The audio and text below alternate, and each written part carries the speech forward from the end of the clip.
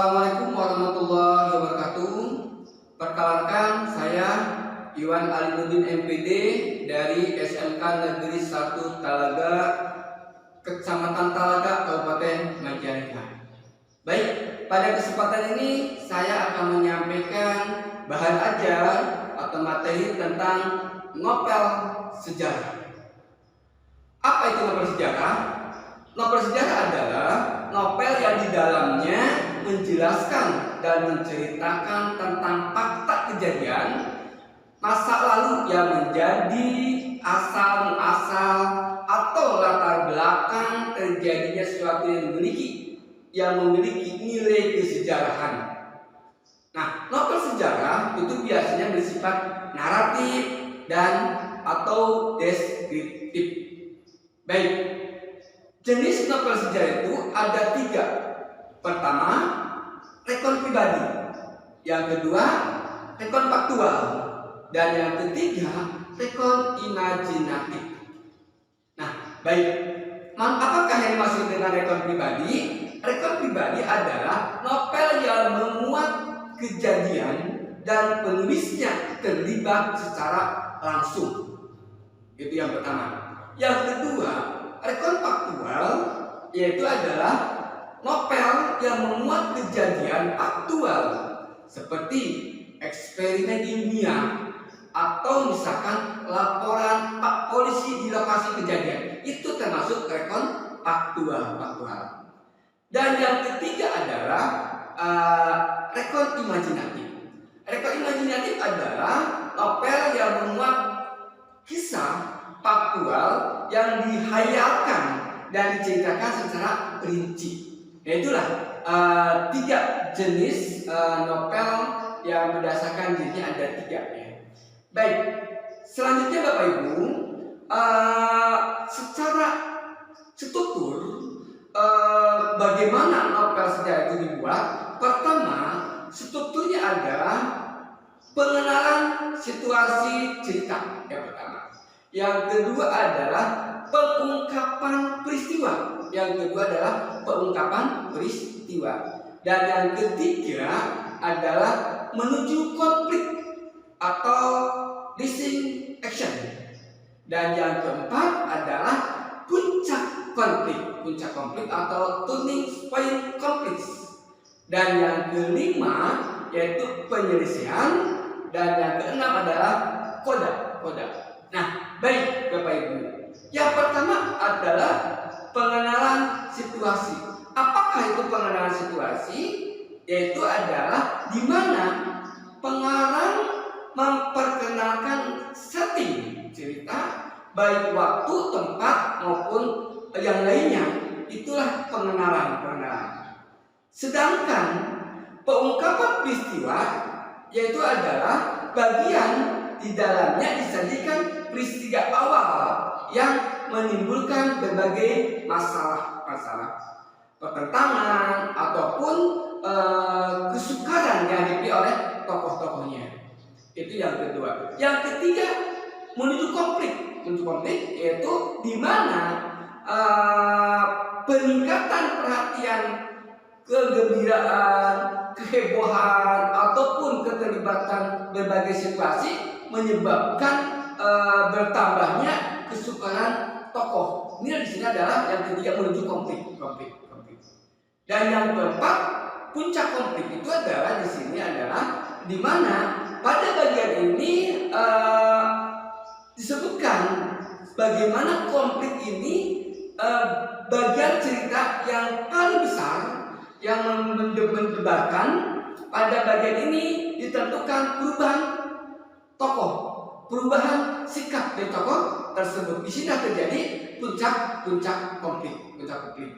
Nah, yang berikutnya adalah penyelesaian konflik, di mana setelah mulai puncak itu turun penyelesaian, di mana sebagai akhir cerita pada bagian ini berisi penjelasan ataupun penilaian tentang sikap atau nasib-nasib yang dimiliki oleh tokohnya setelah mengalami peristiwa puncak itu. Ya, pada bagian ini bisa pula dinyatakan wujud akhir atau kondisi ataupun nasib akhir yang dilalui oleh tokoh utama. Nah itulah ini terjadinya pada penyelesaian. Dan terakhir yaitu koda.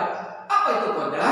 Koda merupakan bagian komentar terhadap keseluruhan cerita yang fungsinya sebagai penutup. Nah, di sini komentar yang dimaksud bisa disampaikan langsung oleh pengarang atau dengan mewakilkannya pada seorang tokoh. Jadi di sini dalam koda di sini ada amanat yang disampaikan oleh pengarang, mungkin disampaikan langsung dan mungkin melalui peran tokoh-tokohnya itu. Itulah yang merupakan bagian struktur yang ada dalam teks novel sejarah. Baik Bapak Ibu, selanjutnya adalah mengenai kebahasaan. Kebahasaan dalam novel sejarah pertama adalah menggunakan banyak kalimat bermakna lampau.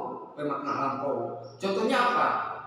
Prajurit yang setelah diperintahkan membersihkan gedung bekas asrama telah menyelesaikan tugas. Jadi sana ada kata prajurit. Kalau sekarang tentara mungkin. Yang paling biasanya digunakan pada masa-masa lampau gitu. Itu yang kedua, menggunakan banyak kata yang menyatakan urutan waktu ya. Di sini ada kronologis ya, kronologis. Di sini ada temporal juga bisa. Misalkan sejak saat itu ya, setelah itu, maka atau mula-mula, kemudian itulah termasuk menggunakan kata kerja yang menyatakan urutan waktu. Dan yang ketiga adalah menggunakan banyak kata yang menggambarkan suatu tindakan atau istilahnya kata kerja material. Saya ulangi, menggunakan banyak kata kerja yang menggambarkan suatu tindakan atau istilahnya adalah kata kerja material. Nah, contohnya apa? Contohnya di sini misalkan berdiri ya, atau bersimpuh atau melanjutkan. Nah, contohnya kan di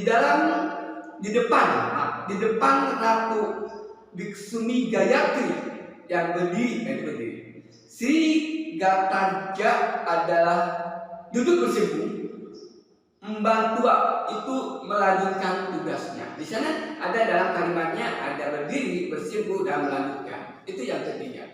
Dan yang keempat adalah menggunakan banyak kata kerja yang menunjukkan kalimat tak langsung. Nah, sebagai contoh misalkan di sini menceritakan tuturan tokoh seseorang ya oleh pengarang. Misalnya di sini menurut sang patih, itu berarti ada menurut sang patih. Di sana itu menunjukkan kata kerja yang menunjukkan kalimat tak langsung. Berikutnya adalah menggunakan banyak kata kerja yang menyatakan sesuatu yang dipikirkan. Nah, itu maksudnya adalah di sini kalimatnya adalah berhubungan dengan pemikiran orang lain. Contoh, Gajah Mada sependapat dengan jalan pikiran Senopati Gajah Unggon.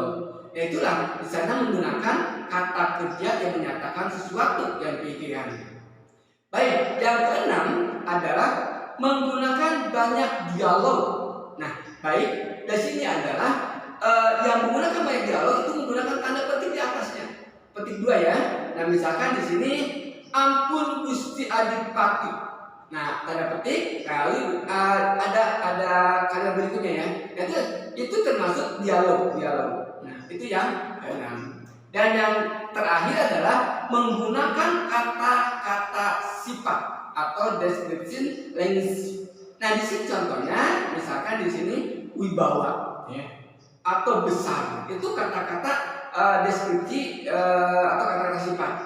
Nah, di sini dalam satu kalimatnya misalkan dari apa yang terjadi itu terlihat betapa besar wibawa Gajah Mada. Nah, itu wibawa itu termasuk kata sifat.